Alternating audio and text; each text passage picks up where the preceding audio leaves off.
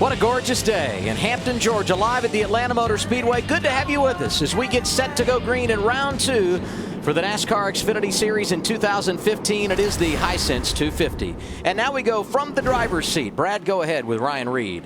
Absolutely. Ryan Reed, this is Brad Keselowski in the Fox Sports 1 booth. Have you got us? Hey, man, loud and clear. Hey, bud, glad to have you on the radio here today. I want to know, last week there were so many people pumped up for your first win, and it was at Daytona of all places. I want to know what it means to you. You've had a whole week to reflect on it, I should say. What does it mean to you?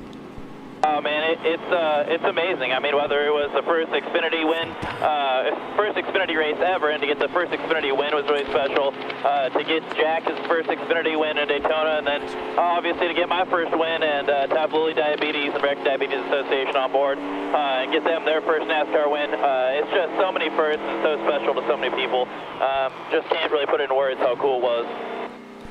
Hey, bud, this is Michael Waltrip. Last week was amazing. You're right. Can't put into words what Daytona means. But now we're at Atlanta. These banks are high and they're slippery. How are you going to continue the momentum from Daytona and get a solid run today?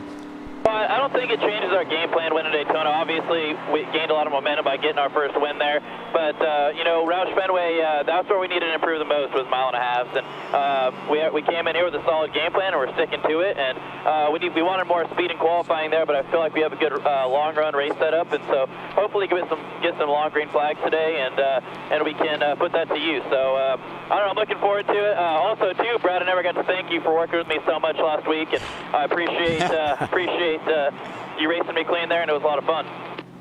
Well, it's fun talking to you. Take that Lily forward to the front. Hope those arms are worked out because you're going to get a bunch of action today. 10-4, buddy. Appreciate it. Hopefully I'll talk to you in victory lane. I thought it was classy that Ryan thanked you for racing him clean. We should have reminded him you had the lead at the white flag lap, and he came and took that checkered flag away. Thanks, Adam. I really needed that reminder. Top of your screen, you see the starting lineup for today's race, and hopefully it won't be long before you see your favorite driver. Now let's hear from our pit reporters one last time before we go green. We start things off with Chris Neville. Hello, Chris. Hey, Adam. And this weekend in the 20 car, it's Matt Kenseth rotating into that seat. He's got 2 wins here at Atlanta, trying to get JGR their first win here. And I spoke to Matt earlier. He said this weekend is going to be all about adaptability. The track has changed a lot since yesterday, so these first 30 laps, you got to get a good gauge on that car and see what he has for Logano and Harvick. Jamie? Well, young Chris Buescher is coming off one of his best career finishes. After helping push his teammate to the win at Daytona, he ended up second. But this is a different week and a different racetrack. He told me although he's been here twice before, he cannot wrap his hands or arms around Atlanta. He said tire wear has bitten him the last 2 times, so the plan today, tighten him up so he can race hard early. Vince? Joey Logano, our pole sitter, went winless in this series last year for the first time in 7 years. If he's to change that today, it's likely going to depend on 2 factors. Number 1, his car's got to be good deep into a long run, good speed and good balance. And the second factor is the right front tire. Crew Chief Greg Irwin said he saw a little aggressive wear on the right front. He wants to make sure that doesn't become an issue throughout the course of this race today, especially on the long runs, Adam.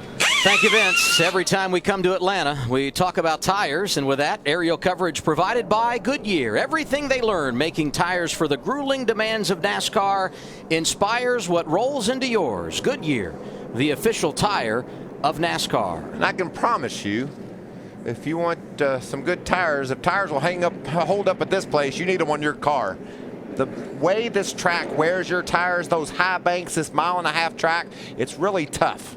1 to go signal has been given, so the lights are out on the pace car. And with that, the Hisense smart way around the track. Here are the numbers for today's 250 miler. I'm looking at that air temp, Adam. Last time we came here, it was September, Labor Day weekend. It was 90 degrees. Now it's 52 degrees. A lot different setup than what it took last time the cars were here. And when we were here in the fall, a 300-mile race. Today, only 250. A lot of pressure on these race teams to execute early, especially if you didn't get a good qualifying run. Yeah, and included the pit crews. Those guys are going to have blazing fast stops. We've talked a lot about tire wear and how abrasive the track is. That's what makes it so difficult to get to pit road, Adam. You come off the banks there in turn 3 and 4 running 150 miles an hour. Got to get that baby down to pit road speed. The tires want to slide. It's very difficult. A mistake here in this 250-mile race, midway or later, will cost you a chance to win. One thing we've seen a lot here in recent years, long green flag runs. The last 8 races here producing a green flag run of at least 50 laps. That means the guys out front are going to be breathing down the neck of those in the back of the field very early. A fourth of the drivers in today's race have never seen Atlanta Motor Speedway prior to this weekend. A lot of experience up front. Joey Logano on the pole, 27th time in his career, starting alongside Brian Scott, looking for his first career victory. It's the second race of 2015 for the NASCAR Xfinity Series. Sit back and enjoy the start in the Hisense 250 from Atlanta.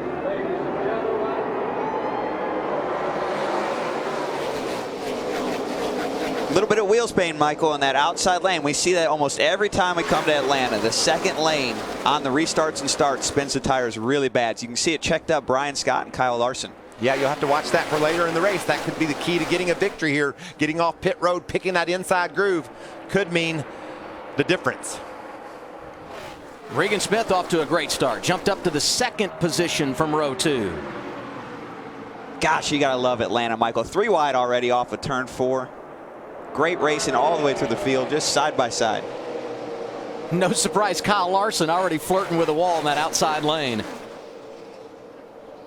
Well, we heard Kenny Wallace say in the opening, you got to hug that bottom and be able to win here at Atlanta. But I think you got to be versatile. You got to be able to do both. Running up high is very important to be able to get by cars that are stuck right dead down on the bottom. How about this battle here? Harvick is there, Gahn is there, Brian Scott. They're going at it just outside the top 5. There's battles all over this racetrack. A big glob of cars up off turn 4 you see there at the top of your screen. John West Townley on the high side looked like he had a little bit of trouble off turn 2 that lap before. I don't know if he got in the wall or what, but he lost all of his momentum. And there goes our from the driver's seat racer, Ryan Reed, around him. Look there, Darrell Wallace Jr. on the move. Struggled a bit in qualifying earlier today. Just up in front of him, Ty Dillon, who won a truck race here a couple of years ago. And it wasn't but a lap ago that we had an issue on track. Yeah, we were talking about Townley getting, see, gets loose there and hard into the outside wall. Struggling out ahead of you guys. High, just keep coming on the bottom. That's 25, halfback, very bottom. And Michael, that's so easy to do here at Atlanta. These cars get sideways really from lap 1, and that's why this track is such a handful. It can jump out and bite you. And that looked like hard enough contact that we might see a tire rub from that 05 car of Townley. Maybe the fact he could have a problem later on this run because he hit the wall so hard. Look at this car. Matt Kenseth is fast, and we expected that. Yeah, Matt Kenseth, he's just a solid veteran in the Cup Series and Nationwide Series. He'll be someone to reckon with today. Anything on the grill? I'll see here. Heard on the radio talking about something on the grill. That was in the Joey Logano camp. I don't see anything. Pretty big there. Goodbye, almost 10.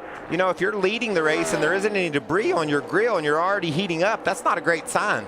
No, it's not. That's usually a really bad sign, Michael. Either there's too much tape on it or there's an engine issue. It shouldn't get this hot this early. Well, and you think about it. We saw that track temperature of 83 degrees. We haven't seen anything over 75 since we've been here. So this is all new territory for these teams. Not only the way the cars handle, but also with the air temperature being higher, how much tape you can indeed run on the front end.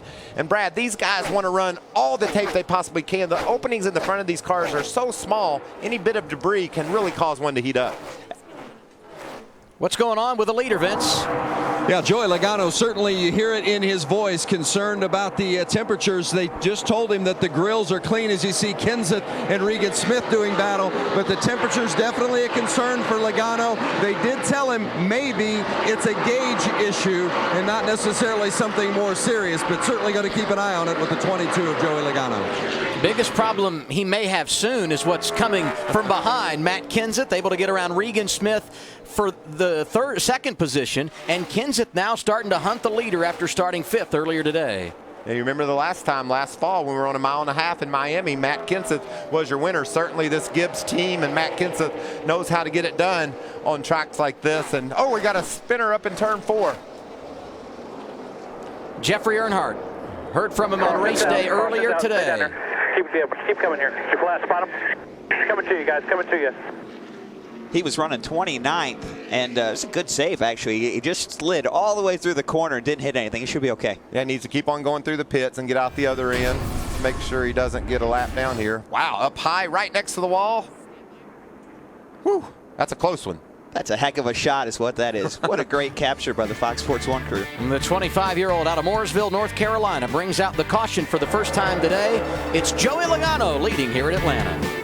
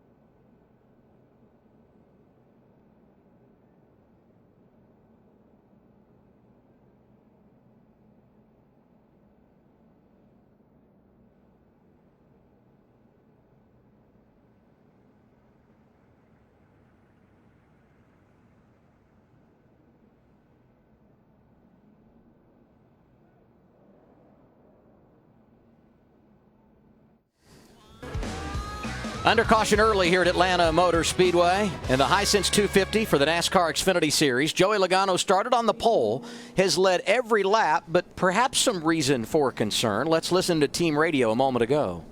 Remember, we had a little gauge issue in qualifying there, so keep that in mind and keep an eye on your water pressure. Water pressure.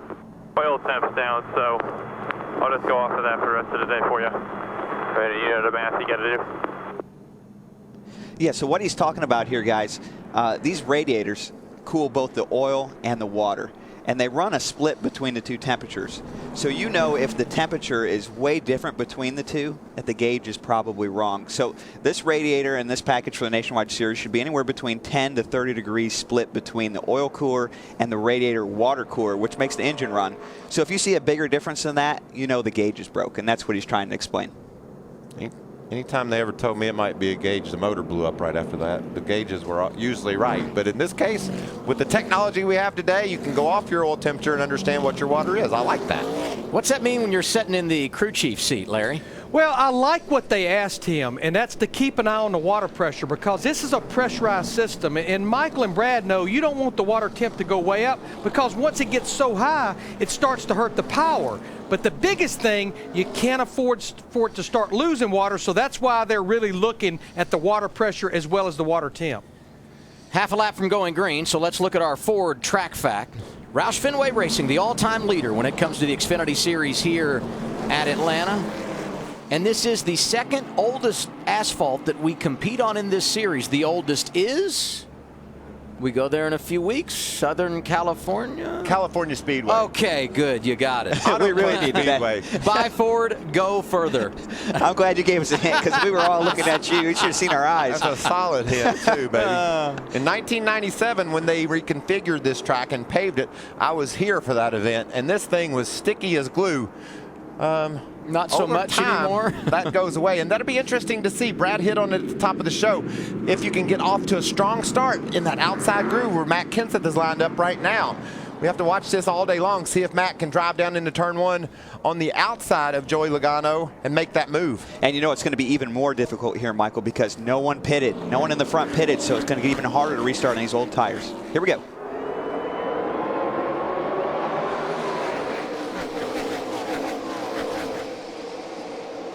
Not bad. That's why Matt Kenseth shows he's a pro.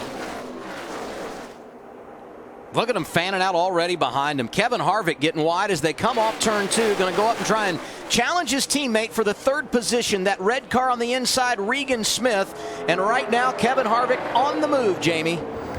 That's right, and he had a little bit of smoke he was reporting right before that caution. He said, I got some smoke in here, but they think it may be a left rear tire rub, not to be worried. And then on the backside, he said, hey guys, who's in the 20 this week? They said Matt Kenseth. Nothing else was said. I guess he knows what he's dealing with, right? I know that feeling. In the Nationwide Series, different drivers in the cars every week. And when you get behind the wheel, you just got out of the Cup car, and you've just done all those practices, you look around and say, who am I racing? Today it's Matt Kenseth. What a power move that was by Kevin Harvick on the start to jump up to that 3rd spot. You can see on the bottom, Chase Elliott in the Napa Chevy. He's hooking the bottom. And the car on the outside, that's Brendan Gaughan. And you could just bet that he's going to be scrubbing that wall all day long. He loves the high side, and he's able to take advantage of that groove. Sam Hornish Jr. on the outside here, 3 wide. That's J.J. Yaley in the middle in the 28, and inside moving through the 01 of Landon Castle up to 13th. What about our man Ryan Reed there from the driver's seat, riding right along behind Hornish, using that high groove as well?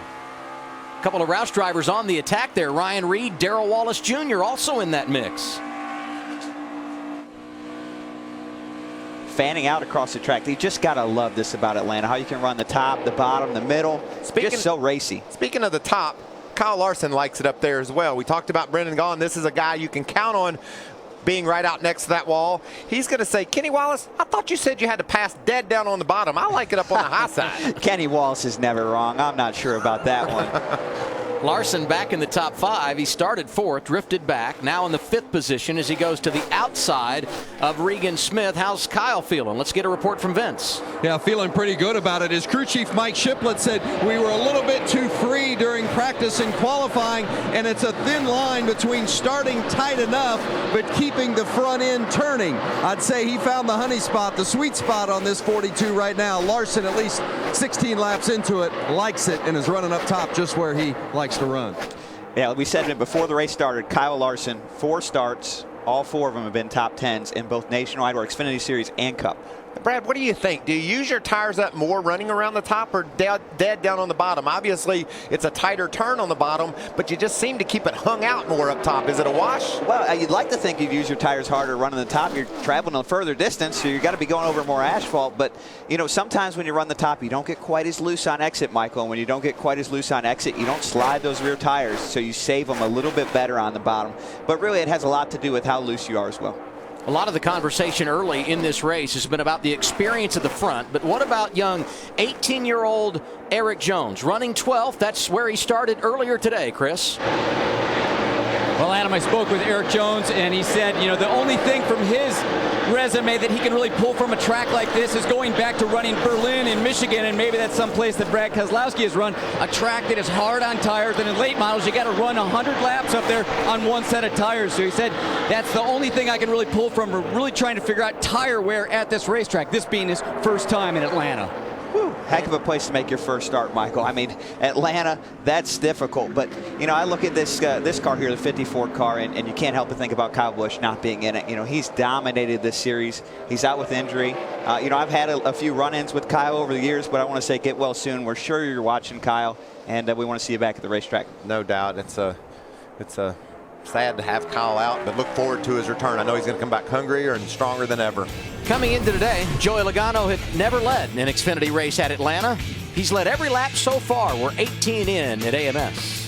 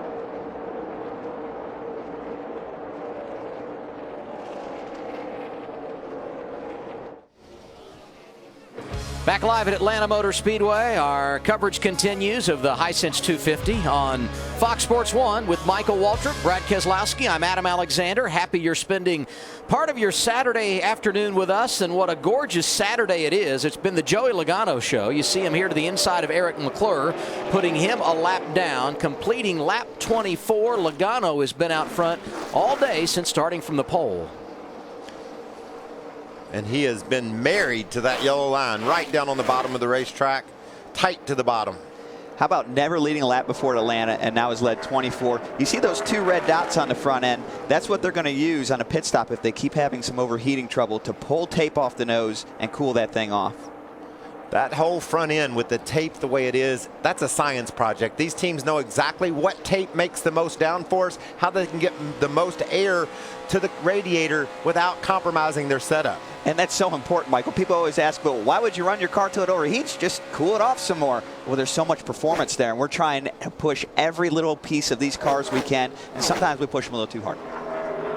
Logano continues to work lap traffic to the inside of the 0 of Harrison Roads, and as he does that, Matt Kenseth starting to come from behind and gain some ground on the leader. And speaking of gaining ground, what about Chris Buescher? Runner-up last week at Daytona, today started 18th, and here he is inside the top 10. This is making a statement for a championship. When you get a second place at Daytona and you come to Atlanta and you're able to drive up inside the top 10 against these Cup regulars that are on the track, that tells you week in and week out this 60 car will be a contender. Yeah, and we look at Atlanta. This is the second race of the season. And, you know, Daytona is great. Everybody loves Daytona, but it really doesn't give you an indication of the rest of the season. Atlanta is really what we call our first regular season race. It's back into the normal routine of what it takes to make a race car go fast. So if you can run well here, that really bodes well for the rest of your season. You know, the Roush cars didn't qualify great today, but all of them moving forward and leading the charge, the 60 of Chris Buescher, Jamie. And I talked to him right before he got in the car, and he said he was a little concerned because they didn't have the exact speed that they hoped for, but they erred on the side of drivability, and that's exactly what he's saying he has. Said he started off just a little snug, but the car is handling great, and that's what he told me he needs to get to the end. Well, I'd say he's got it right now. Well, and you have to make an early run if you're starting outside the top 15 at a place like Atlanta to establish track position so you can be in the game late. Establishing track position is great, not just for your team, but for the competitors. You want to let the law down and let them know, I got a fast car. Look out. I'm going to be someone to reckon with. I can't believe this stat. You probably won't be able to believe it either, Brad, but Team Penske never won in the Xfinity Series here at Atlanta. The captain ever remind you of that? Oh, we get a lot of reminders. Yeah, that one might be on the list. Thankfully, we won here at the Cup level, so we get a little bit of a hall pass, but we still have a few tracks to check off, so we're still on that one, too. I don't think JGR has ever gotten to victory lane here either, which is amazing with this driver lineup that they have, and both those cars are running 1-2 right now, Penske and JGR. Matt Kenseth chasing down Joey Logano, and there's a team that's won here. In fact, they won here last year with Kevin Harvick driving for Junior Motorsports. Look for him to be tough, and this kid impresses me, not only over his wedding vows video that went viral, which was touching, amazing, made me cry, but he's performing. He could be a championship contender this year as well. You mentioned Larson in our pre-race coverage, Brad. Here he is in the top 5. Going to have company before long. Our defending champ starting to make some progress. Yeah, Chase Elliott, this is a big race for him as well. We talked about Chris Buescher trying to make a championship statement early in the year. Well, Chase Elliott needs to, too. Look at the loose 42. Woo! But anyway, this race here for Chase Elliott, his hometown track, he just got the 24 ride, Jeff Gordon's ride, probably the most legendary ride you can ever get, and he's going into it next year. He needs a strong run today. He needs to assert himself as a championship contender to defend his 2014 championship, and this would be a huge statement for him if he could have some success. The guy he beat just a year ago for that championship, Regan Smith. Check this out. We talk about lap traffic and the multiple grooves here at Atlanta. You close on people in a hurry. Wow. Got a nice little donut on the side of that 7. That's good racing. That is that. That was the lap car, the 90 of Jimmy Weller, and that move for Smith opened the door for Chris Buescher, who's now up to 7th. It continues to be Joey Logano out front.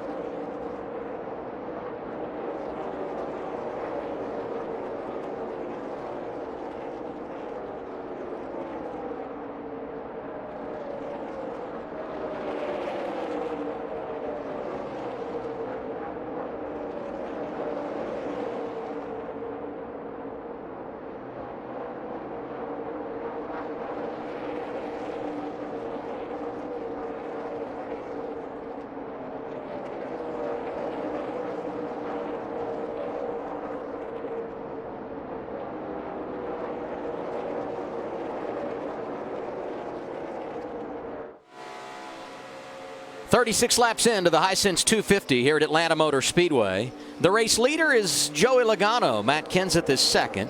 Kevin Harvick is third. Brian Scott has dropped to fifth. The new man in fourth, Chase Elliott, our defending champion, starting to make a statement about his race car. He's marching toward the front.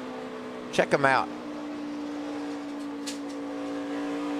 In-car camera shots at Atlanta are my favorite because there is no track where you work any harder than Atlanta. And I'll tell you what, guys, we're on lap 38, and we're digging this race along, just hurrying pace. And I'm looking at this and thinking, these guys have already got qualifying runs on their tires.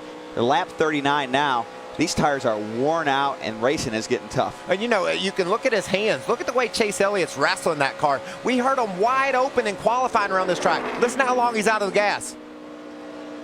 And when he gets back to it, he doesn't get back to it very hard, Michael. That's a, oh boy. Look at his hands. He's all over that steering wheel trying to hang on to that baby. That tells you how tough driving a race car here at Atlanta is as these tires get some laps on it. That's a great shot, guys. So you've seen one part of the championship equation. Here's two other drivers that have their eye on the title in 2015. Ty Dillon, fifth in the championship a year ago, third last week at Daytona.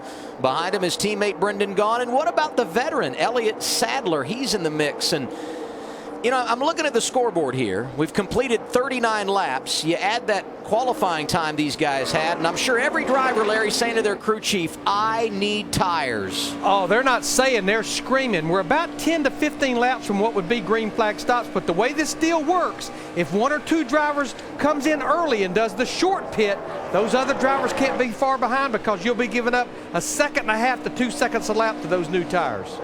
Bubba Wallace to the inside of Elliott Sadler. Elliott Sadler's moved over to the Roush Fenway Racing. He's the veteran in that group. 2 runner-up finishes in the championship. Bubba Wallace drives right around him. The young gun from 23rd up inside the top 12. That's impressive. Pit stops on the way.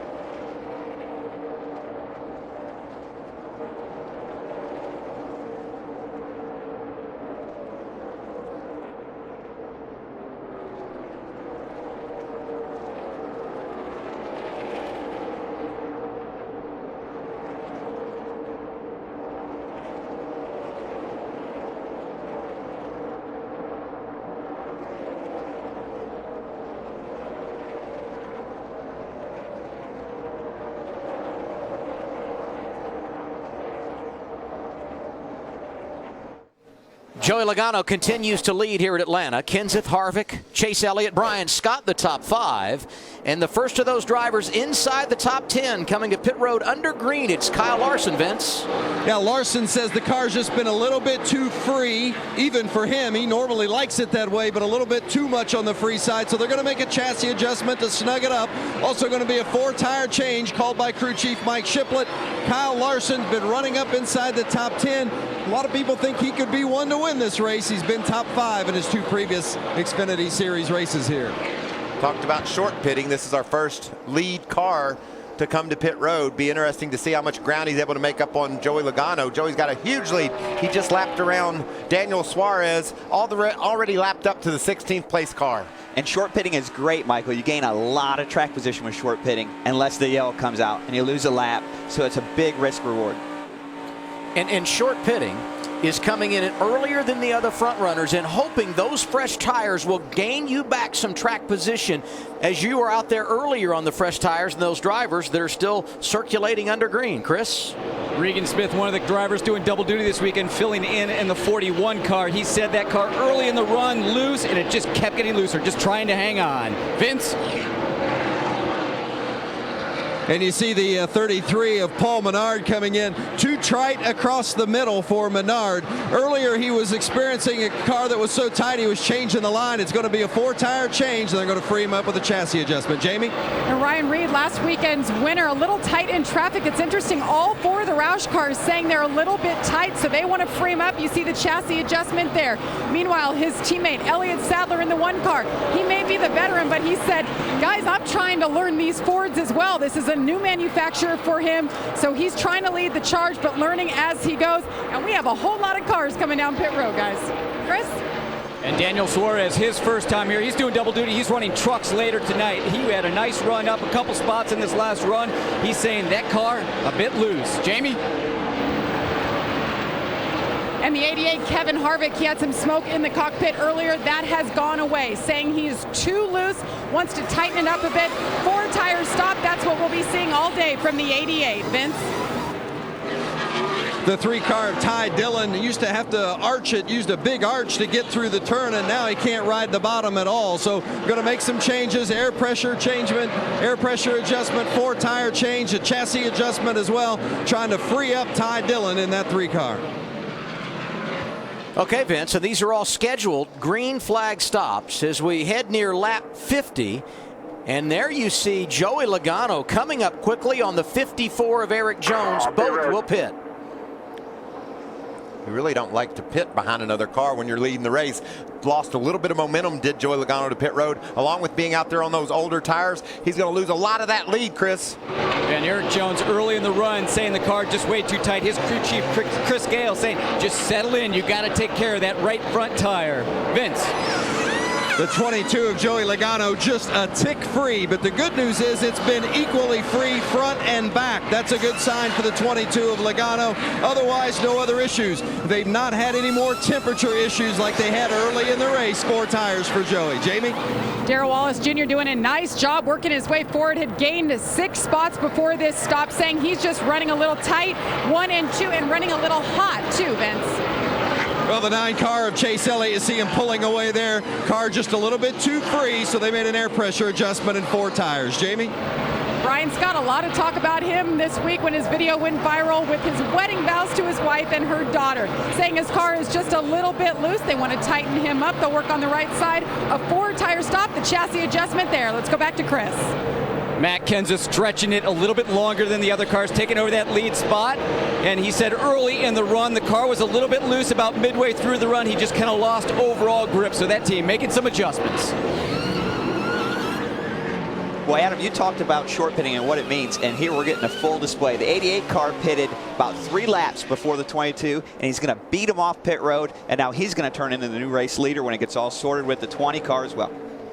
Kevin Harvick was more than 5 seconds behind Joey Logano when he came to pit road, and in addition to him short pitting, the 22 had issues on the pit lane, Michael. He slid a little bit long in his box there. That throws off the team's timing as they go to work to do this 4-tire stop. You can see some trouble in the right front. In addition to that, the rebound in these shocks at times makes it a little bit hard for that right front tire to drop out of there, making it difficult for the crew guy to change the tire. It looks like he's motioning to Joey to cut the wheels to the left a little bit. When you slide through, he probably cut the wheels to the right to try to stay off the wall. That caused him a problem there. And we talk about the importance of aerodynamics, giving the cars extra grip, which means the wheel openings are as small as they can be. So when that tire carrier goes to hang that tire, if that wheel isn't perfectly straight, Michael, it's not going to go in. So when that cycle of green flag pit stops began, it was Joey Logano out front. He's now second to Kevin Harvick. You see the difference there. It was Matt Kenseth running second when the pit stops began.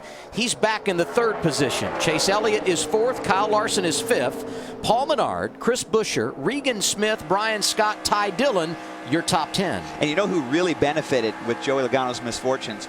Ryan Reed and Eric Jones. We saw the two come in to pit road right next to each other, Eric Jones and Joey Logano. And now Eric Jones has got another second or two gap, so he doesn't have to worry about going a lap down. That's a huge break for a young guy making his first start at Atlanta. And that tells you that young guy did a good job getting on and getting off the pit road. That's a lot of times where rookies will lose a lot of ground trying to figure out how to hustle to pit road. They've heard so many horror stories about sliding their tires and missing pit road.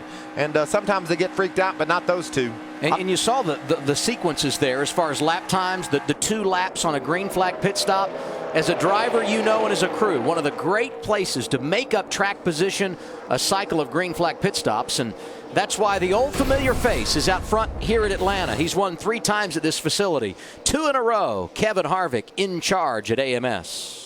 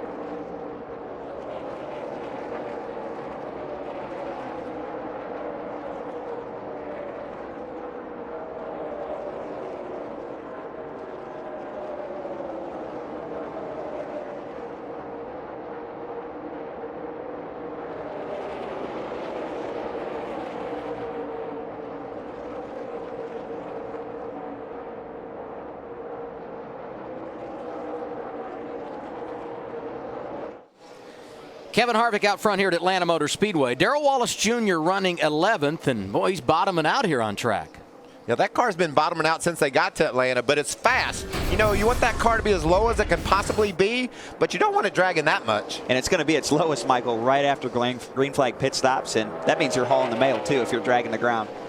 Check out the 88 car. What a day he's having. He's charged from his eighth starting spot in the first couple laps, was inside the top 3, paced along behind Logano, and finally made his move during the pit stops. Just a great pit stop on and off pit road and the stop itself. If anybody was unsure who was driving the 88 today, I think now they've all figured it out, right? He's back in his familiar spot out front. It's Kevin Harvick, the master of Atlanta. Boy, does he run good here. Kenny Wallace, you nailed it before in the pre-race. He's the guy to beat. So Harvick was with us up here last week. It's nice to have the 2010 Xfinity Series champion in the booth, Brad Keselowski. And you're going to be with us again at Phoenix, right? You got a couple of more dates? Yeah, we got a couple more dates up here in the booth. And this is a lot of fun. fun. I really appreciate Fox putting drivers in the booth, because we see some different things having drove with these cars over the last few weeks, and we love being up here and kind of communicating how much we love the sport. When you're up here, are you itching? Like, I know I'm not a race car driver anymore, but I want to get out there so much. Do you feel like right now I'd like to be out there with those boys? Yeah, I did when Joey was leading. Now that he's not leading, I'm okay over here. But no, seriously, we have the truck race coming up next, so I'm glad I still get to run another race. Yeah, and for those who weren't with us earlier in our pre-race coverage,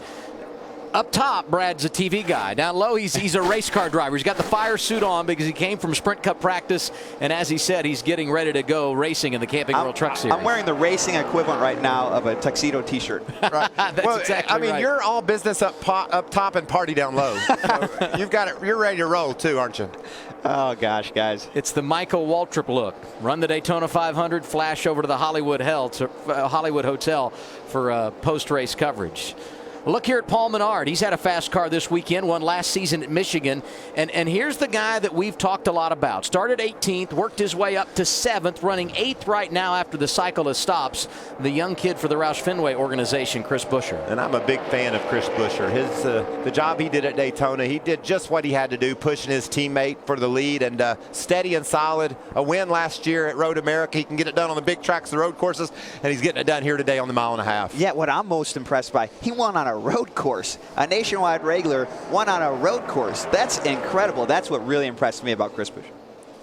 You can see, too, he's not shy about running that high line. He dove in really high, run the middle of the track, just doing whatever he can to try to figure out a way to get around Paul Menard. And that's what Atlanta's so famous about, using different grooves to make your moves.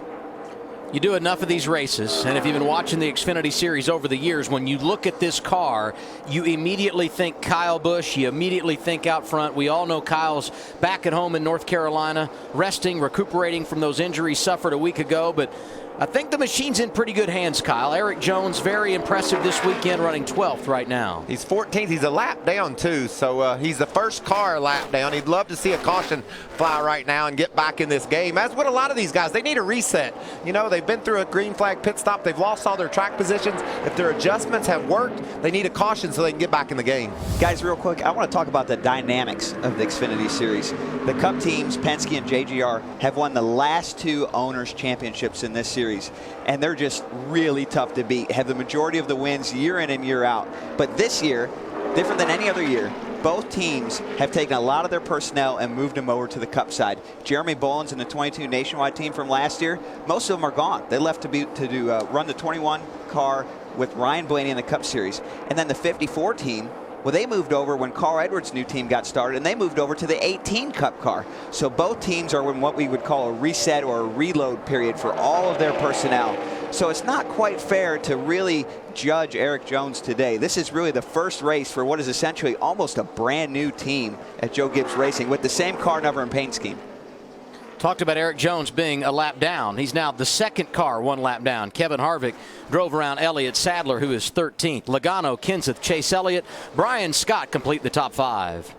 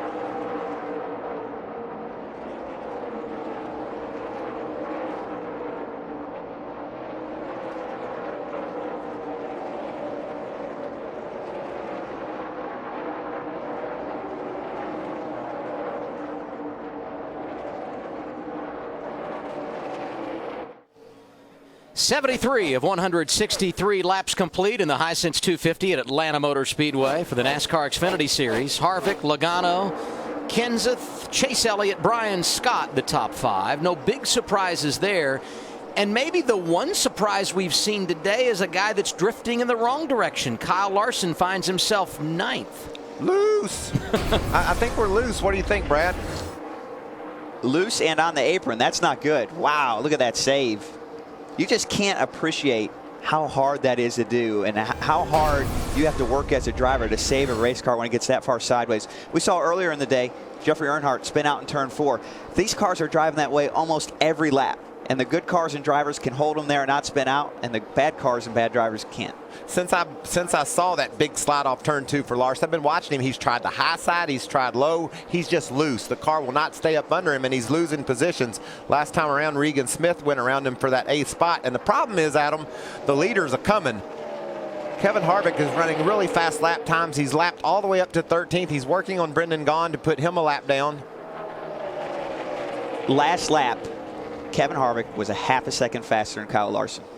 That's amazing. Harvick's out front. Logano is 2nd. Matt Kenseth riding 3rd, looking for his 3rd win at Atlanta here today. Listen in. I think he's having fun, you know? Yeah, 10-4. That's a plus. I just can't hear him with the background noise. I don't know what it is. Yeah, I'll try to work on his mic there and under caution if we ever get one. But we're good on one more stop. One more stop. That's good news. They are in the window. And as many green flag laps as we're reeling off, it won't be long before these drivers are wanting to come back down the pit lane, Chris. And last time, Adam, they kept him out a little bit longer, so he lost some track position because obviously not as fast on those tires. Right now, Matt Kenseth talking about lateral grip in that car. That's what he needs to try and catch that 22 and 88 in front of him. But like we also heard, the team and me having a little bit of a difficult time hearing what he's saying in that car. Talked about Brendan Gaughan. There he is sideways trying to hang on for everything he's worth to the lead lap spot. And the leaders are lapping all the way up. This is 12th place. Well, and just in front of them, Darrell Wallace Jr., who is 11th, also in danger of going a lap down. And Larry, 85 laps to go in this thing. So what are you thinking as far as strategy for the stretch run? Well, I think what Mike Wheeler was trying to tell Matt Kenseth, that's Matt Kenseth's crew chief, is a Sunoco fuel run here is about 54 to 58 laps. So any driver that pits north of, say, lap 105, which is, you know, a good 25 laps away, that means that could be their final stop. Now, what this also says, they're going to have several sets of new tires sitting in the pit, so any late race caution, I think you'll see a scurry on pit road of drivers getting fresh tires. Where is that balance for a driver when you say, bring me in, I want to give up track position, put on 4 fresh tires for the stretch run? When the leader laps all the way up inside the top 10, everybody's going to come get tires. They know they're not going to lose that much track position. Tires are so valuable here. So this is playing right into these leaders' hands. The more cars that Harvick puts a lap down, the simpler the strategy becomes. If there's a caution late, give me tires. Absolutely, Michael. Couldn't have said it better. And this race always comes down to that late race pit stop. Who can put on tires? Who saves their tires? How's it going to play out? 1 year ago, Junior Motorsports won 5 of the 12 mile-and-a-half races, and boy, I'll tell you, Harvick's really got it working today, Jamie. Yes, he does. It's same result, even though this is a new team. It's the first time he's run the 88, first time with the crew chief. And he's saying right now that his car is still loose, but they went in the right direction when they went down on the track bar last stop. Now, we've talked a lot about Kyle Busch in pre-race. Kevin Harvick was talking to me about Kyle and said, my biggest fear is that Kyle's at home watching all of these races now. So, Brad, as a driver watching from the booth and watching these races, what do you learn watching your competition?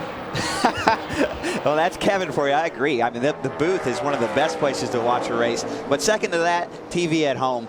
You got incredible views here, incredible shots, and you can see things that you can't see in the car or even in the grandstand. So that's incredible to see these things. And there's a few tricks I'm learning watching Kevin Harvick here.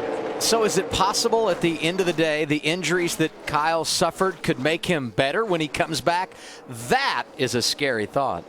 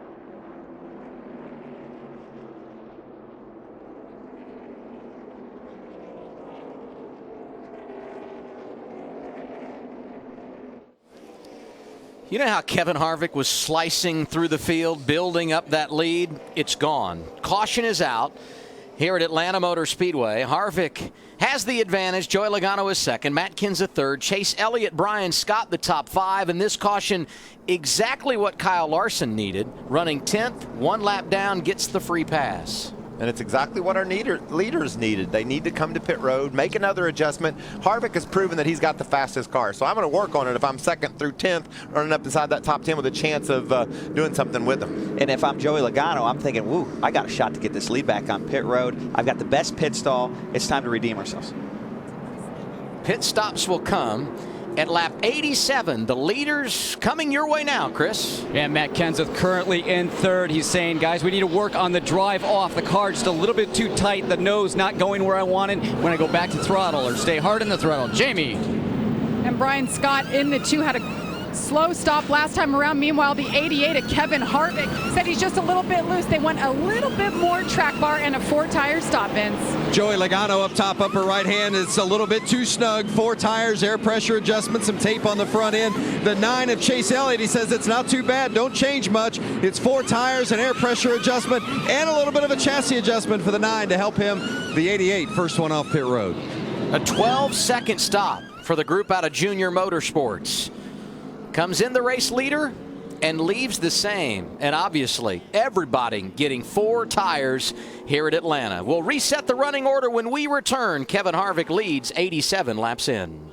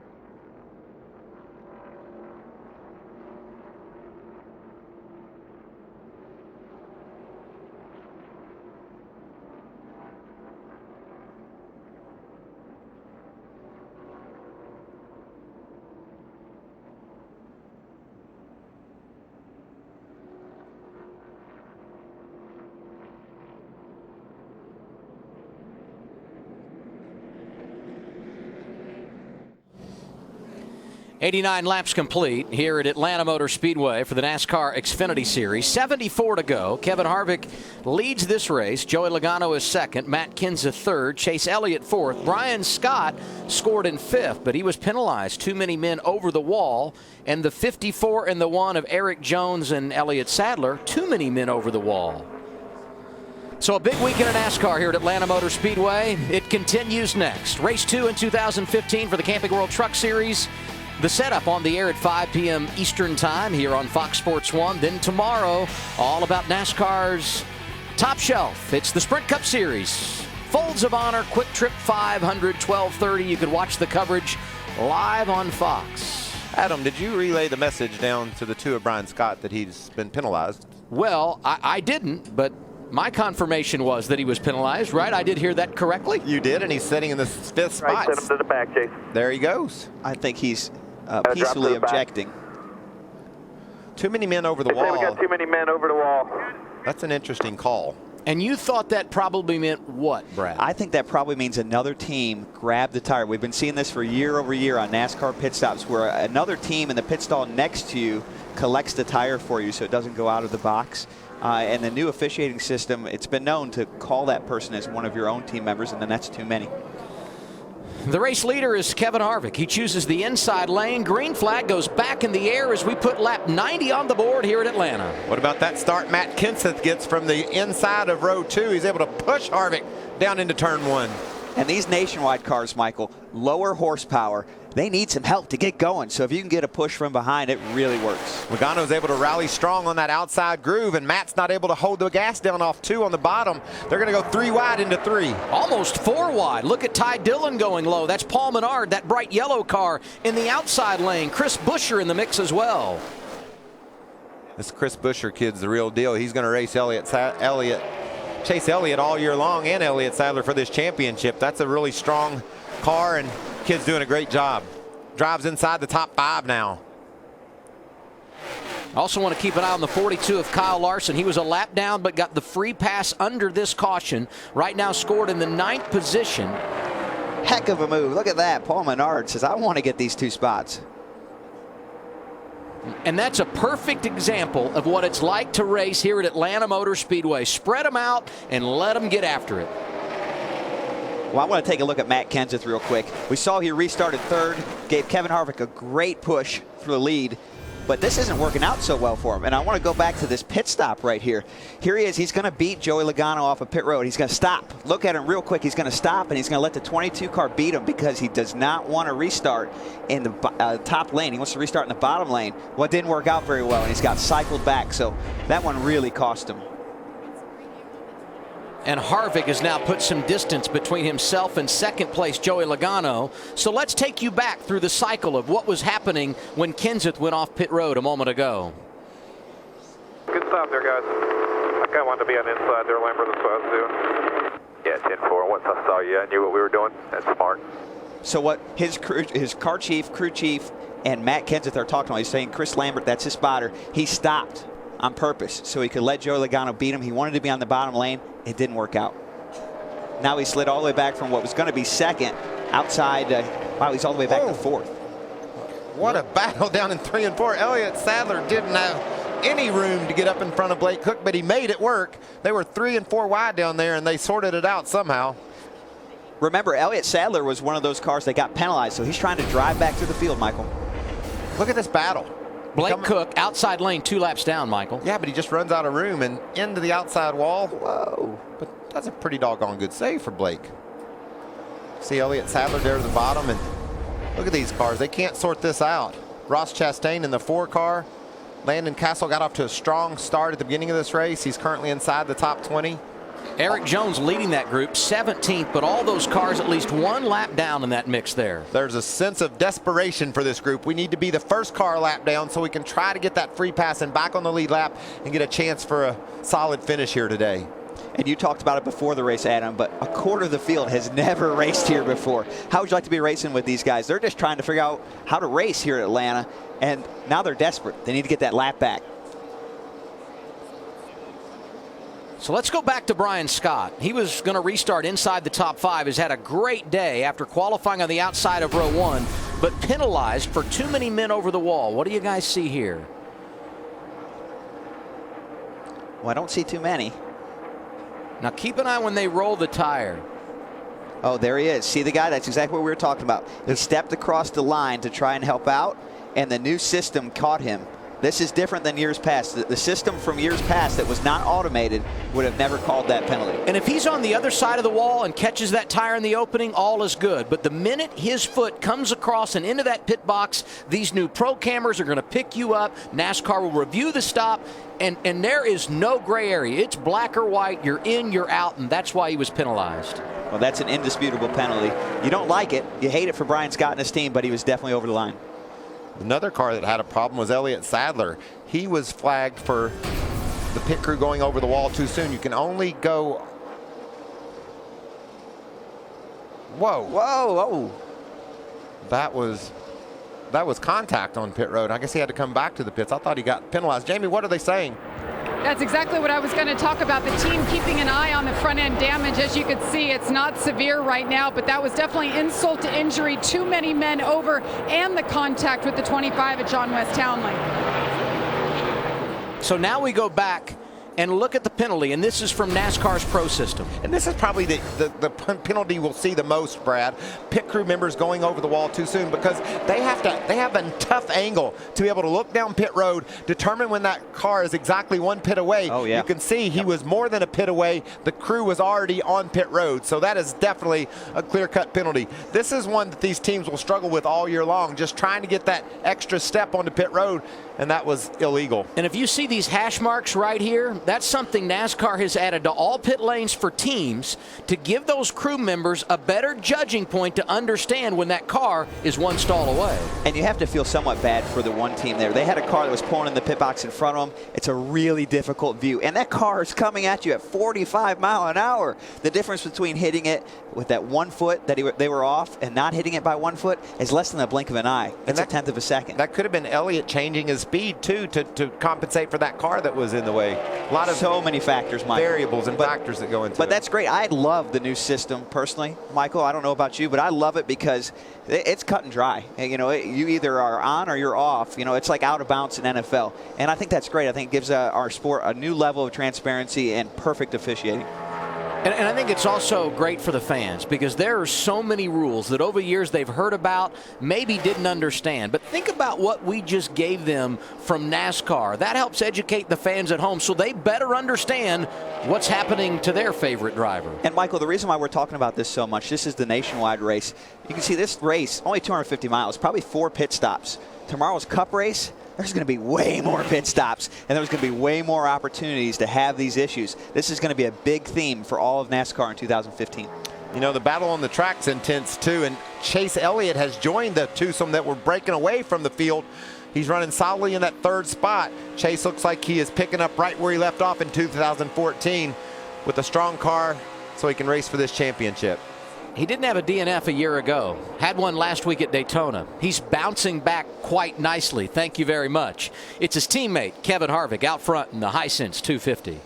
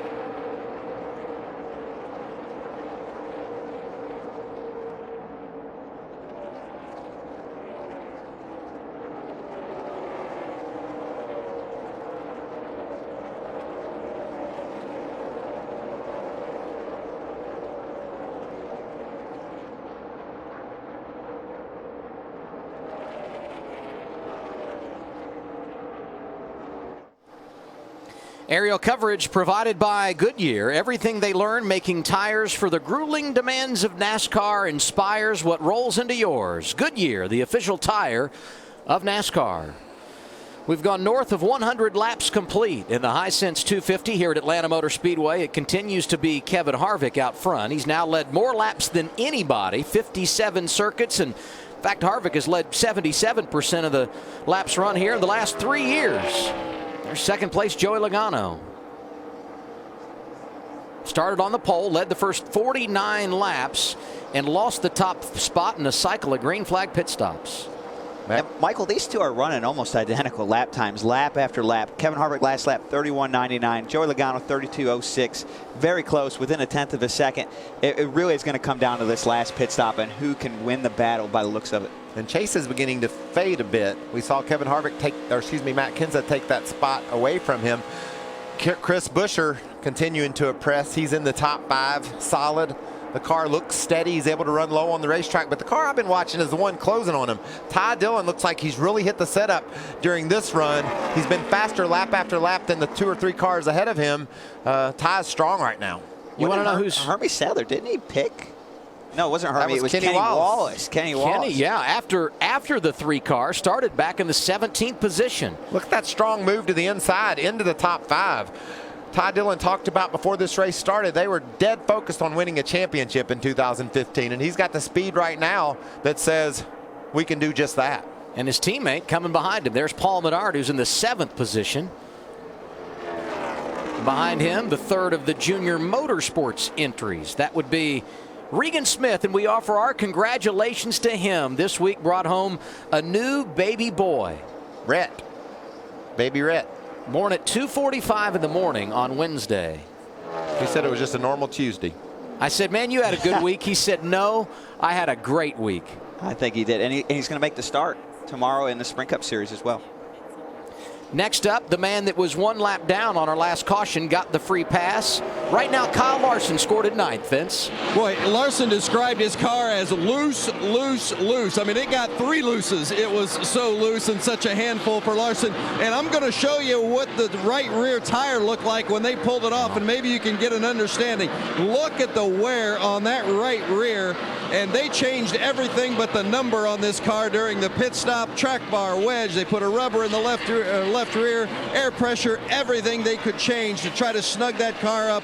It is much better than it was prior to that stop. Still running in the 9th position, however. On the lead lap, though. Thank you, Vince. And a 1 lap down, one of the rookies, that would be Eric Jones. And we just had some contact on track between Eric and the 1 of Elliott Sadler. Both these machines 1 lap down. Ooh, the 1 car comes down off the wall a little bit more than Eric was ready for. And ooh, whoa, big contact. Great save by Elliott Sadler. You could see tires debris. That's why there was a lap car in front of him. So Elliott was trying to pull down. Look at all that tire rubber bouncing off the 1 car. It tells you how much these tires are wearing. We saw that wear off Larson's tire on pit road. That's what these guys are dealing with. Elliott Sadler's coming to pit road. Well, that's a tough break. 19th last week and probably going to finish outside the top 20 today with this pit stop, Jamie. Remember, he had some damage on that last stop they were keeping an eye on. They want to check the damage after that incident. They're going to put 4 tires on it here, fill them up with fuel. Tough day for Elliott Sadler. And he was battling for 15th right there with Eric Jones when that happened. He's definitely not going to get 15th back. Now, the good news is here, though, if this cycles through, he'll be okay. So while he's probably not going to get back inside the top 10, have a chance to win this thing, he could rally back, maybe get that top 15 finish. That's a great point, Adam. 47 laps to go. He can make it from here on fuel. If you're Elliott Sadler, you're just hoping for no yellow from here out. You want to see this race go green, and if it does, you'll be in good shape. And another fact is if the caution were to come out now, everybody would pit. He could stay out and take the wave around. It won't be the ideal situation. You'd like to see the green stay out, but he has another out, if you will. And here we see our leaders again, matching lap times lap after lap, 32.33 and 32.34. They've slowed down almost 2 seconds from where they qualified, but they're running still the same exact lap times. These guys are very evenly matched. Battle for 9th here. That's Kyle Larson. Loose, loose, loose. We saw he wore his whole right rear tire off that thing. That's a multi-zone treaded tire, and none of the zones looked very good after that run for Kyle. And Brian Scott, after his pit road penalty, is making some ground up on Larson. Look at that duck to the bottom. That's a good cut there, wasn't it? That's what you got to do. It's like an elevator drop is how it feels in the car. Turn 1 here at Atlanta, that drop, when you can pull that off, it's a thing of beauty. And he pulled it off perfectly. Paul Menard impressed you and I in practice yesterday, Michael, and here he is. He's gotten around his teammate Ty Dillon at 33, back inside the top 5. That's a great charge. You know, Paul, he has some tracks that he just loves, and Atlanta's one of them. Something about it. Every time you come to Atlanta, Paul Menard is a really big threat here. 44 laps to go, and the 33 hunting the front, Vince. Yeah, they really believed coming into this race that they had a good car, especially a good long-run package. His crew chief, Nick Harrison, who also was on the box when Paul won at Michigan last year, said they really hit on something this weekend. Very confident coming in, and Paul has driven it very well. Strong showing from 33, Paul Menard and company today. And the same thing from his teammate, Brian Scott. Brian had that pit road penalty, but he was solid in the top 5 before that, and he's been able to make up ground on these cars he's racing against, trying to get back up to the top 5. So a great run for those RCR cars. Brad said it. We saw Elliott Sadler on pit road. He's in his window, could go the distance from here. And with 43 laps remaining, strategy starting to factor into how this thing's going to finish out, Larry. Yeah, I mean, what I've been sitting here studying, Adam, is if you look at Kevin Harvick and Joey Logano, they're close. But when you look at everyone from Matt Kenseth down, the only way they're going to beat them is they're going to have to try something different. Now, everyone pitted at lap 87. That means they can go to about lap 140 to 145. But I almost think some of those drivers may short pit, as we spoke about early, maybe somewhere around lap 130 to try to get advantage of the fresh tires. That's the only way they're going to beat Harvick or Logano. And how important are fresh tires? We saw Ryan Sieg to pit road just a bit ago. He's running back in the 27th spot, 4 laps down. And he's matching lap times with Regan Smith, who's up inside the top 10. So you get those tires, you can go to town. Well, that's the good news. He's got a pretty quick car after getting those fresh tires. The bad news is NASCAR was monitoring that 39 for smoke. We'll keep an eye on him. And right in front of him, the man running 8th right now, Regan Smith. And as a guy on the lead lap on some older tires, nothing's more aggravating to have a guy come out 4 laps down on a set of fresh tires and just start tormenting you. What's the story on the 7 in the latter stages, Chris? Well, just a few laps ago, he was saying that car's snappy loose, but it's kind of transitioning now to being a bit too tight over the bumps down there. So they're going to try and make some big swings at that car and get it, give him something better in these last 40 laps. Ryan Sieg was able to get his way around Smith, and we did see that smoke from Sieg's car. Something's going on there. And just a small poof right in the middle of the corners. I wonder if it's a tire rub, Michael. Usually when you see it only in the corners and not all the way around the racetrack, maybe it's a rub. And you know, he did just come off pit road, so that low air pressure can let those tires deflect, get into the fenders a bit. Check out Logano patiently stalking Kevin Harvick, and now he's starting to really make some ground on him. Last time by, he was a 1/10 of a second faster than our leader. So Logano's a little bit better right now. What's the latest on Joey Logano, Vince? Logano says the car's a little bit too tight in 1 and 2, and that's where he feels like Harvick may have an edge on him. But Joey says, I'm a lot better in 3 and 4. So we might keep an eye on that up top and see if Logano really is making some significant ground up in 3 and 4, and how good Harvick may be in 1 and 2. But right now, looks like Logano might be better everywhere. Well, you saw him change lines in 1 and 2. He's going to try something different. Went to the high side to try to get a little bit of a run, try to break that bubble in between the 2 cars and get a run up beside Kevin. You know, I'm just impressed with Logano's patience. He sat there and run within 1/100th of a second or 2 of Harvick for 20 laps. But he just stayed after it and stayed steady, and now his car is coming to him. Looks like he's got the better of Kevin. And look at Kevin. Kevin saw what he did the last lap and says, well, you know what? I'll go run the top. Let's see if that works for my car. Go around the 13, which is a lap car. New race leader with 37 to go. Logano down low in front of Harvick, and now the 88 trying to reel that double deuce back in as they go to 3. 3 wide for the lead. Gosh, I love racing. Yeah, you can't coach that. There you go. Nice work, brother. Joey Logano started on pole, led the first 49 laps. It wasn't until 37 to go that he got the top spot back, and he's already pulling away from Harvick, Kenseth, Chase Elliott, Paul Menard complete the top 5.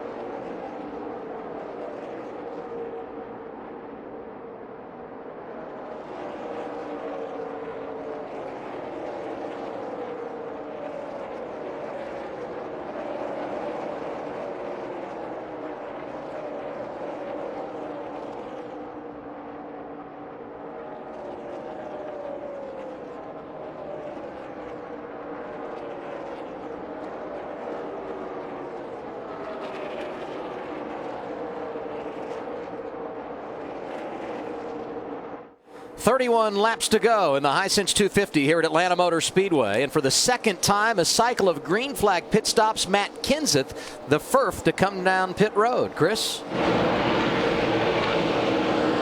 Well, Matt Kenseth just leaving pit lane. It looks like that possibly the final stop there early in the run. That car still a little bit too tight off the corner late in the run. That car too loose in. What you got to do now is throw the dice, boys. Logano has proven that he's the fastest car. If you're going to win this race, you're going to have to short pit, try to trick him out of this win, Vince.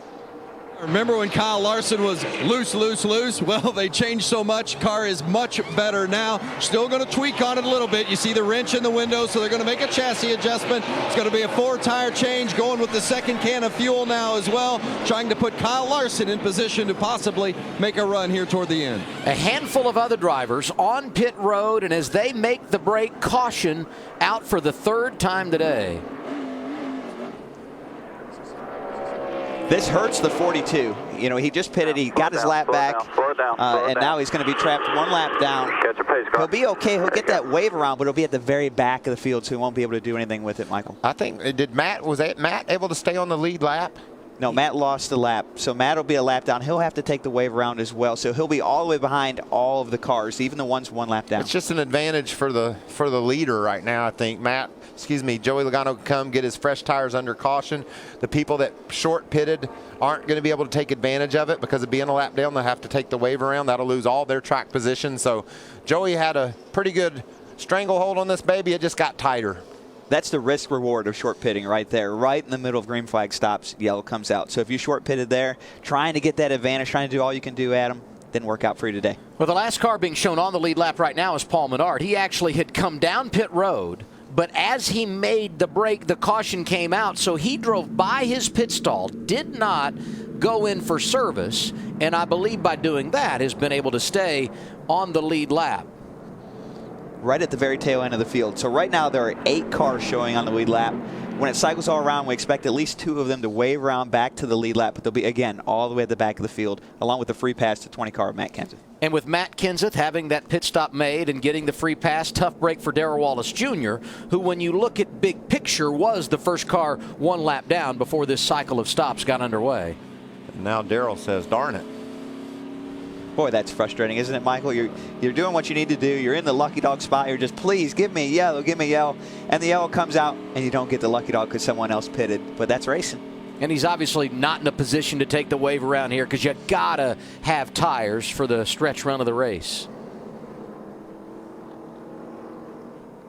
There goes the 42. Now, the 42 is actually waving back to 1 down. He was trapped for a second there at 2. And I think that was an error with the caution car. So they're going to wave him back to the back of the field so he can go around and take another wave around.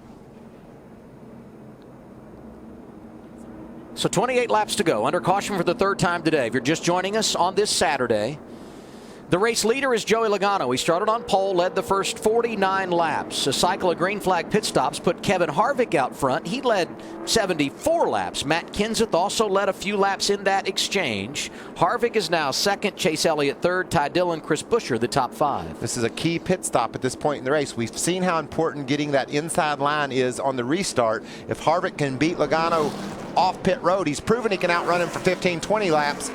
Will that be enough to get him to victory lane? I think this is the race, Michael. Who wins this pit road battle is probably going to win the race. Here they come with 27 to go. Jamie?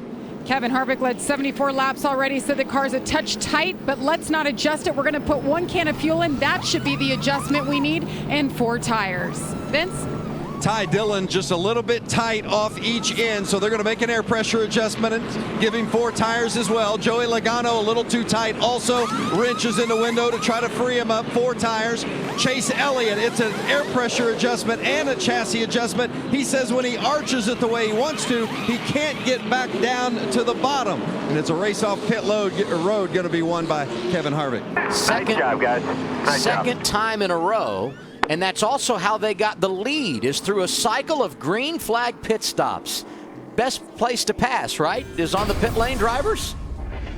It's a lot easier. That's a beautiful sight right there if you're Kevin Harvick. He'll be in charge with 27 to go here at Atlanta.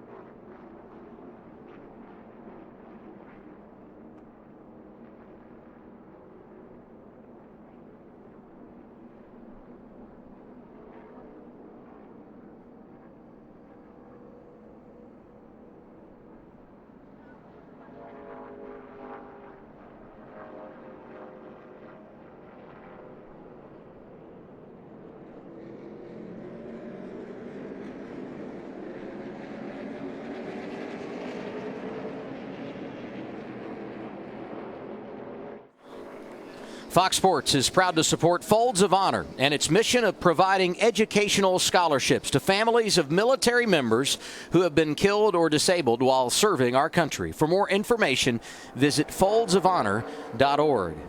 25 laps to go. Kevin Harvick leads. Joey Logano is second, and third for the restart, Chase Elliott. That killed us. We needed to be on pit road. That's all good. You never know that. Yeah, buddy, I couldn't get to you. I felt like I was going to lose a lot of time. It just would have been a perfect start on last week. It just would have been lucky. You don't know what's going to happen, but that would have been really lucky. Being lucky is important.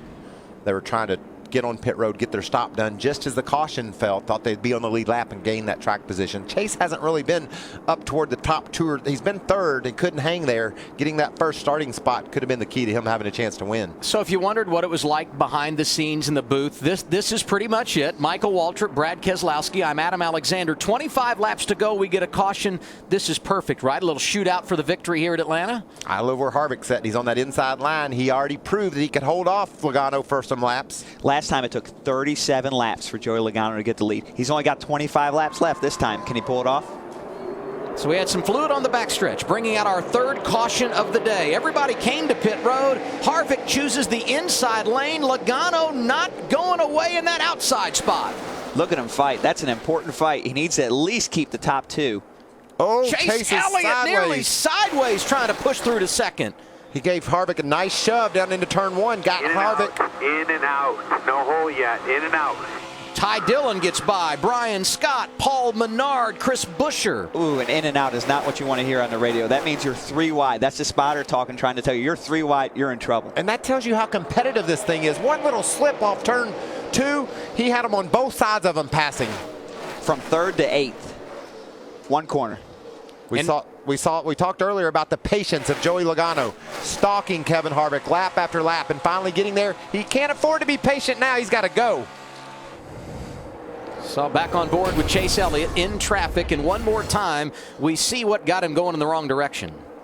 Just really aggressive on the restart. Knows he needs to get ahead of Logano. If he could clear Joey, maybe he's got a shot to win the race. Get sideways, and here comes the whole world.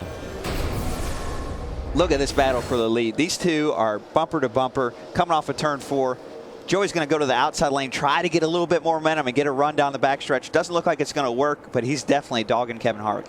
You got to really appreciate the job these two are doing. We've seen these cars are right on the edge of control. Logano trying to run a different lane than Harvick to maybe make some ground on him.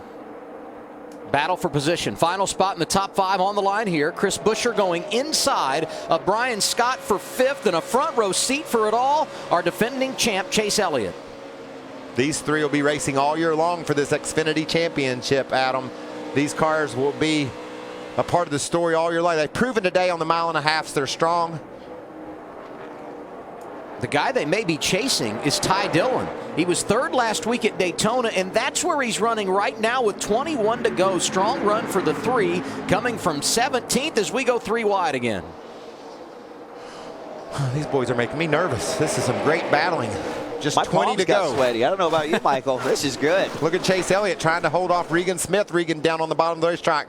And Darrell Wallace Jr. all the way up to the wall. He's looking for some clean air to get a big run off this corner and hopefully pass 2 or 3 of them down the straightaway. Well, he's got to go. That's Brendan Gaughan right behind him, and that's the battle for the free pass. These guys know they're fast enough to get a top 5 finish if they can just get back on the lead lap. So Bubba's pedaling for all he's worth because here comes Brendan. He lost it on the restart, but Chase Elliott starting to reel him back in outside of Brian Scott. 9 back up to 6th. You know what they call Kevin Harvick? The closer. He's a tenacious closer. Can he close this one out? He's already held off one hard charge from Joey Logano. We know he can get it done late in the going. Be interesting to see if Joey's got anything for him. 18 laps to go for Kevin Harvick, who's now led 83 laps today. Matt Kenseth all the way back to the 8th spot, running beside Bubba Wallace, and there's Regan Smith right behind Kenseth. I really like what Bubba Wallace is doing today. This is his first start at Atlanta. He just is really in a good rhythm, doing all the things he needs to do to run for a Xfinity championship. There's a count going on, by the way, on Twitter right now. I'm at 6 times I've called it Nationwide Xfinity, but this is exactly what he needs to do to go make a run for that championship. They probably just pushed it to 6.5 with that lie. You caught I caught it halfway. Thank you, Michael. But you know, with Darrell Wallace Jr., Michael, you and I were watching him in practice yesterday. Started out with the car bottoming out. He just tiptoed his way around this place, slowly figured it out, and here he is late in this race with a chance, if we get another caution, to finish in the top 10. You can ask for nothing more. No, and he's proven over the last half of the truck season in 14 that he's got this deal figured out. He went from not being able to keep up with Kyle Busch when they were teammates to outrunning him at a couple of races late in the year. I love the progress that we saw from Bubba last year, and he is doing a great job today. The advantage for Kevin Harvick right at a second. See him there? And that's how that 1 second measures on track. It looks like a lot, doesn't it? It does look like more than a second, and maybe that's because now it's 1.15. He's definitely got his act together here when it counts the most. Was able to hold off that strong charge from Logano on the restart, and now he's kept that car tucked right on the bottom where Kenny Wallace said he would have it, and he's driving away. Leads up to a 1.5 seconds now. Brad, you talked about all the changes on that 54 team in 2015. This 88 group looks a little different as well. Dave Ellens, the new crew chief over there. No longer Ernie Cope, the safety valve for Kevin Harvick on the pit box here at Atlanta, but the results are the same. Let's go to Jamie. And things are working. Everybody's doing their job and doing it well. Now the pit crew is different as well. This pit crew, who by the way has been getting the job done all day long, is Jeff Gordon's Cup crew. And they just told me the plan is to keep them on this car all year long. So definitely getting the job done, keeping Kevin Harvick happy in the seat. He'll be real happy in another 14 laps. Well, you saw that lead that I said didn't look like a 1.5 seconds. It definitely does it now because Joey Logano is closing ground. He was able to drive up around the high side of the racetrack on that last lap and picked up about 0.4 seconds. He's up there again. Adam, what were you saying, 1.12? Yeah, now it went like to 0.65, back up to 0.8 seconds. That's where we're balancing here. And when you watch Joey, put us in his driver's seat. How much are you digging here, trying to find the perfect groove so you can maybe run him down? Well, what he's looking for is what I just saw off of turn 4, which was a little bobble out of Kevin Harvick. You see how it closed the gap. He lost about 0.2 with that bobble. You're just saying, please give me a few more of those bobbles. Anything. I need all the help I can get. And I know what Joey's thinking as well. He's thinking it took me 37 laps last time to get the lead after a pit stop. I don't have that many laps this time. I'm going to have to push a little bit harder this run and hope the car can do it.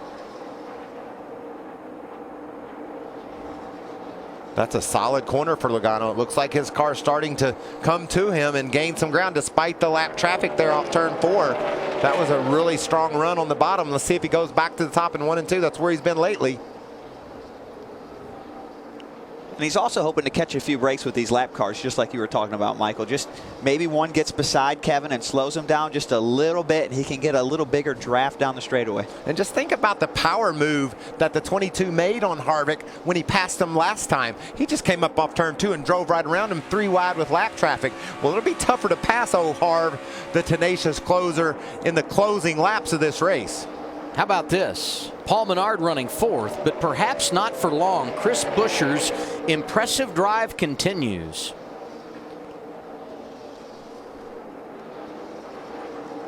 The names you'll be hearing all along in the NASCAR Xfinity Series when it comes to the championship standings. Ty Dillon, Chris Buescher, Chase Elliott, Regan Smith. They're all in the top 10 here along with Brian Scott. How fun is it going to be to watch these kids race for this championship? Chase Elliott proved a year ago that he had what it takes to get it done. Well, there's a couple of 3 other guys that are going to jump in there and show that they can as well. And Bubba Wallace Jr., 11th. So I think, you know, this whole championship battle, like you said, I think this will probably be the best championship battle we've seen in years in this series. And I'm guessing as a Cup veteran now, you're looking over your shoulder a little bit saying, where are all these kids coming from? They're coming from all different areas too, Adam. NASCAR Next program, almost all these drivers are a part of that. So a lot of talent coming around the horizon. Our Ford EcoBoost camera. There's a 5-year-old kid sitting at home watching Fox Sports 1 right now saying, Daddy, I want to try that. That's how it all gets going. We bring it right into your living room. You get the bitten by the bug of NASCAR. Want to be a part of it. Joey Logano running second. And when he was a youngster, he came here to Atlanta running Bandoleros and Legends, hoping someday to get a chance. He got that chance, and now he's a Daytona 500 champion. So many other young guns hoping for the same. Among them, Chris Buescher, a runner-up last week at Daytona, now up to 4th as he goes inside of Paul Menard. 8 laps to go, now 7 at Atlanta. Let's listen in to Joey Logano with 7 remaining. Loose wheel here, it's pretty bad. You know, I was curious about that because of that last pit stop. Hitting just as few lugs as they think possible in order to have the fastest pit stop they possibly can. This is something you might get ready for the rest of the NASCAR season. If there's a late pit stop at a track like this, those crew guys are going to hit 3, possibly 3.5 lug nuts, and that's it. They want to get off pit road and get that track position. Yeah, NASCAR's new rules for 2015 say that you can tighten as many lug nuts as you want to tighten. It can be 1, it can be 5, as long as the wheel doesn't come off. If the wheel comes off, you get a big penalty.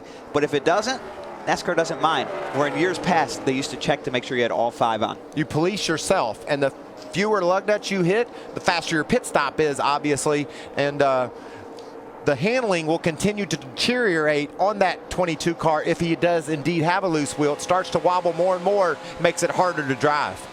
And boy, Atlanta, as fast as Atlanta is, whew, you do not want to have a loose wheel here. If that wheel does come off, it's going to hurt. Paul Menard starting to fade late. Here comes our defending champion, Chase Elliott, at his home track to the inside, trying to gain a position back in the top 5. The lap car to their outside, that's Eric McClure in the 24. That last time around, Menard scored in the 5th position, but side by side as they go into the corner and off of turn 4. Good run off turn 4 by Chase. He's able to clear Menard, grab that spot away. Up to 5th goes Elliott. It's a nice rebound after that restart. Oh, big time. Got to figure that wheel is loose. We see Joey fading here. Made a big charge on Harvick there 5-6 laps ago. Now he's going away.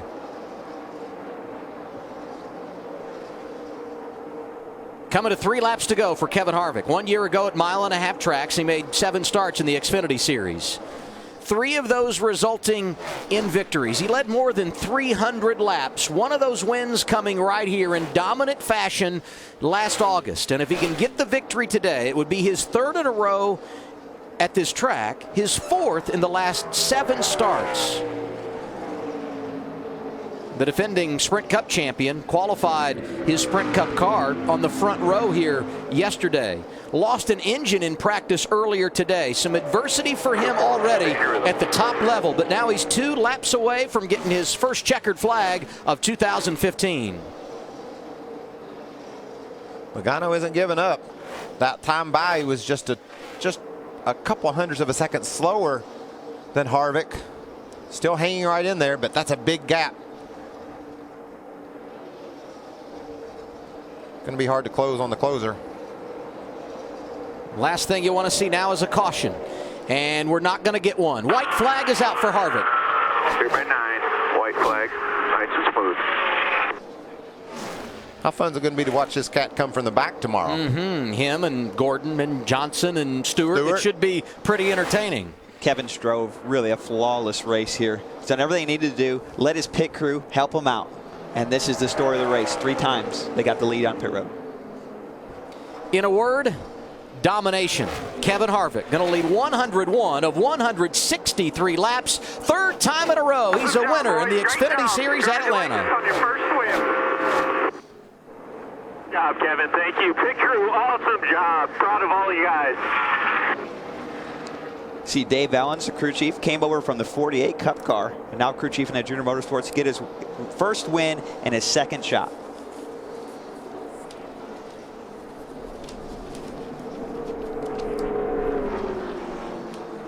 Junior Motorsports got 9 wins a year ago. They picked up right where they left off. 2nd race of the season, Kevin Harvick celebrating a victory again.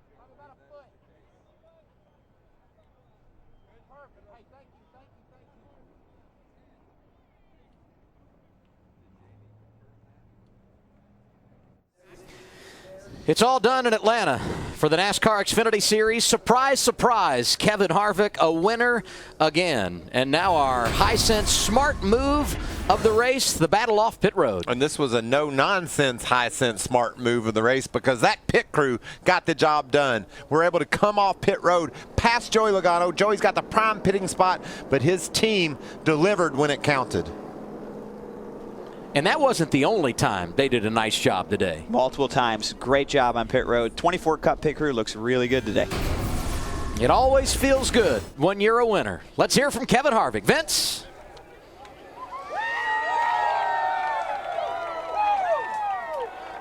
It's becoming old hat for Kevin Harvick, celebrating in victory lane at Atlanta. He wins for the third straight time in the Xfinity Series at this racetrack.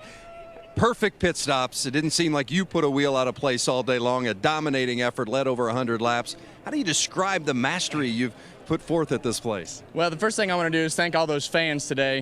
You know, it's been a really cold weekend and the day turned out really good, and to see that crowd out there, I'm really happy for Atlanta Motor Speedway. But I got to thank Bad Boy Buggies, Hunt Brothers Chevrolet, Armor, Morton Buildings, Tax Slayer, everybody at Junior Motorsports. That pit stop is what won this race. You know, Joey probably had a little bit better car the second half of the run, and it really played out for us there at the end as we were able to have that short run and take off. It looked like Joey was going to catch you there in the late stages of that final run. He had a wheel that was vibrating and coming loose. Were you fearful that he had a better car down the stretch in those last 20, 15 laps? I knew I needed to take off. I thought his car was a little bit better as we got to about lap 20, and he'd start reeling us in from that point on. But on all, these guys on this Bad Boy Buggy Chevrolet did a great job today. Awesome pit stops all day long, and we were able to you know, make up some ground there on that last pit stop, and now we get to enjoy the cold Budweiser in victory lane. Junior Motorsports in victory lane. Kevin Harvick wins at Atlanta for the third straight time. Jamie? Well, Joey Logano leads 59 laps, brings it home second. What was going through your mind when you realized, I got a loose wheel? A lot of other things before that. You know, we were able to pass him there in the long run, and I said, man, this is you know, closest anyone's been to beating Kevin here in a long time, and I felt pretty good about it. Discount tire forward and came down pit road. We got beat off pit road and had a decent restart for the outside lane. Outside lane is so tough, and had a start that I thought, okay, I can be door to door with him and try to you know, get him loose underneath me, and the 9 was able to push him out ahead.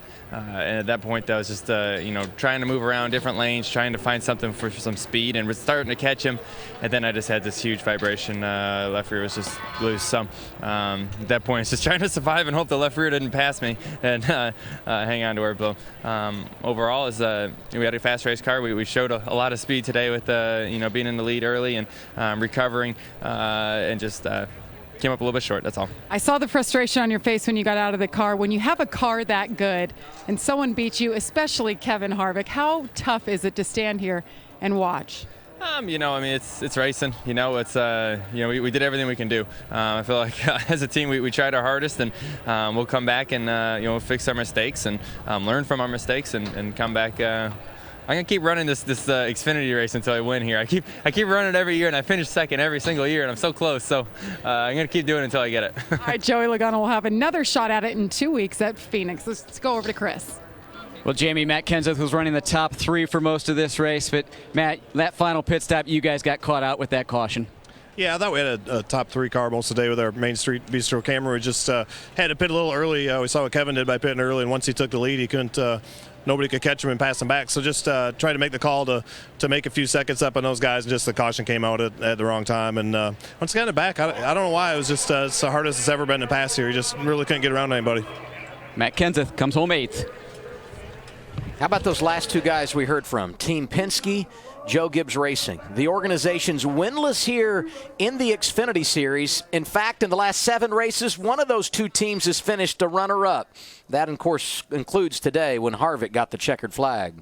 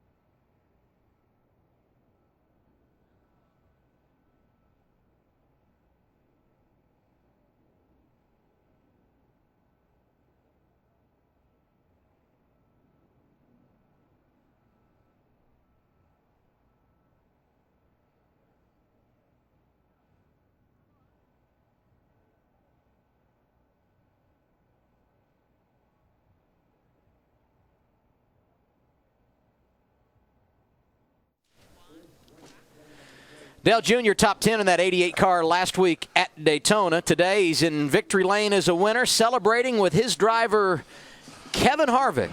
And another solid run for Ty Dillon. Second straight week he's finished third. Let's hear from him. Chris? Well, Ty Dillon started this race in 17th. Ty, we talked after qualifying. You were pretty disappointed. You come home third. You've got to be happy with that result. Oh, yeah, I'm pumped. I'm still a little disappointed with our qualifying effort, but our race car is awesome. Danny and the boys have really been working hard this offseason, and I think it's just a little bit of a taste of what we're going to bring this whole year. I'm excited. I can't thank Wesco enough. It's a really good start to our Xfinity year to be able to drive through the field and pretty much first in our class of the guys that aren't guys who are running for points. So really proud of all my guys, and can't thank Xfinity enough for putting on this great series, and I'm pumped for this run. It was a great job. Great job today. Well, after last week suffering his first ever DNF, nice rebound here at your home track. You brought it home 5th. How was your day overall?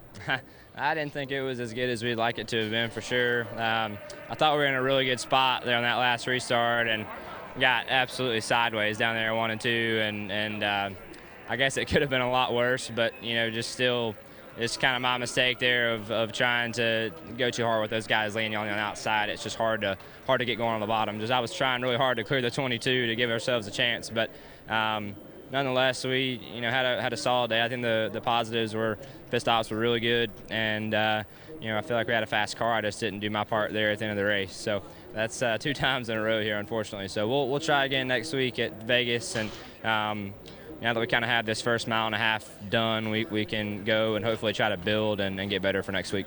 All right, Chase Elliott brings it home, top 5. Chris Buescher started mid-pack today, finished 4th. Chris, you really charged hard all race long, but a great battle between you and Paul Menard late. Yeah, that was a lot of fun. It was a very, very close competition. But first off, just really proud of my guys. These guys, we went through a lot last year, and between missing Daytona, coming back this year and finishing second, and getting our Fastenal Ford Mustang up to the top 5 this week, and it's pretty awesome. We're just thankful to have partners on board with Cheez-It last week.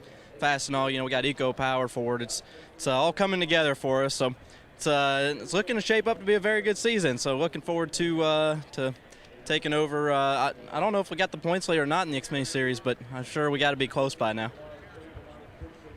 And Darrell Wallace Jr., we're directing traffic out here. We have all kinds of things happening back here in the garage. Nice day for you, but you were kind of stuck there in 11th. How frustrating was that for a while?